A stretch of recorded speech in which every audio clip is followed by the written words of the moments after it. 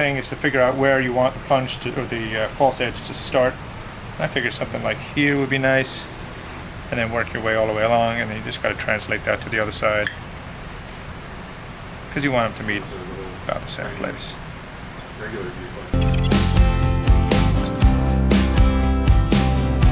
Starting right at that point, kind of not cross the center, and work it in.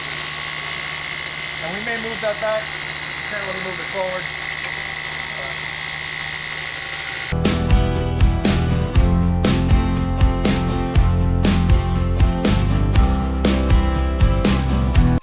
Now you can take a look at that false edge and think to yourself, yeah, it's not really showing very well. I'd like to see more of it.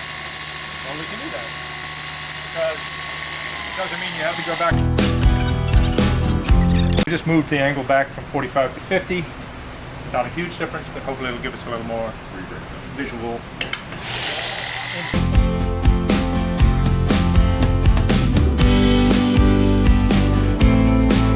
little bit prettier. And then the fun part is, without adjusting much of anything. So now, just in a couple of passes, all I'm going to do, again, I'm not going to change the shape of anything with this belt. I'm just going to take out scratches. And so I can use really light pressure and be very cautious of that belt bump. Not push hard, don't break that belt.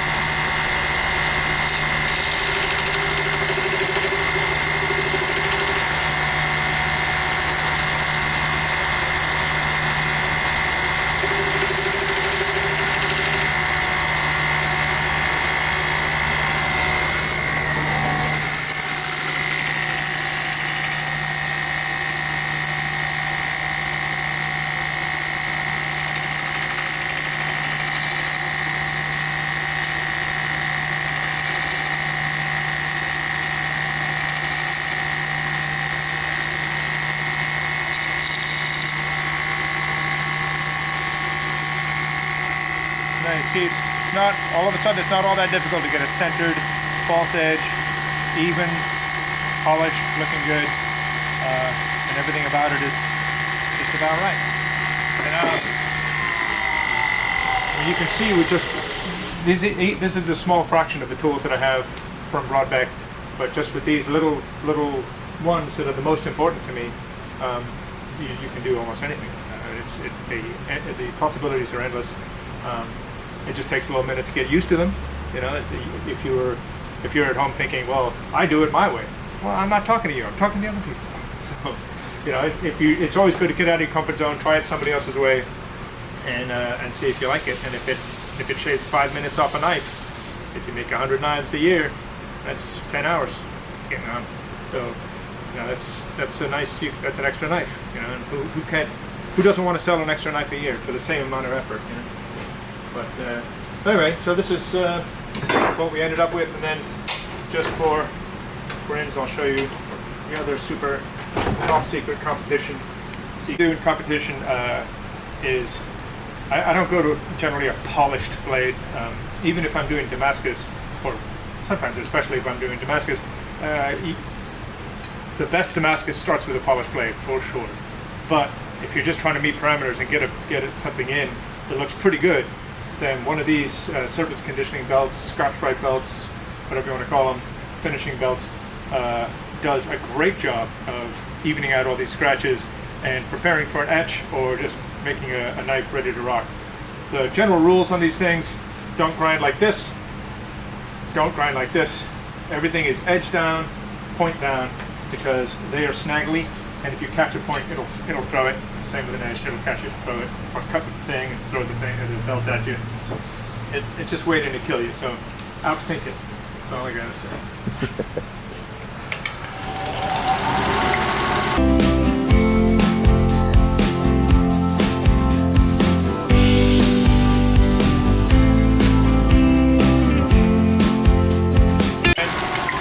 The last thing you can do with these things, which is also amazing, I should have done this ahead of time, but it doesn't really matter, is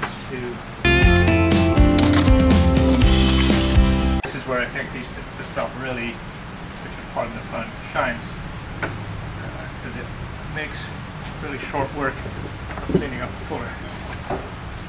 can be lifetimes of work if you want it to be, but luckily for us it doesn't.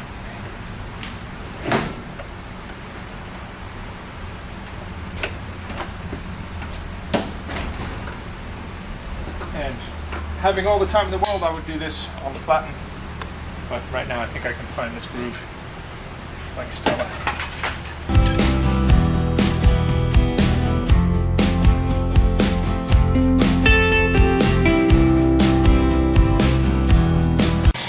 Being that it's a fatter belt than the other one, the thicker, it has a wider radius. So right now I'm struggling because it's just touching the two top edges and not hitting the bottom.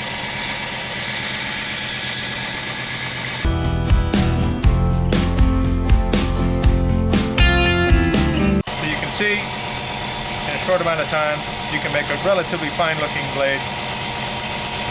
All of it made as easy as possible, because why make it hard?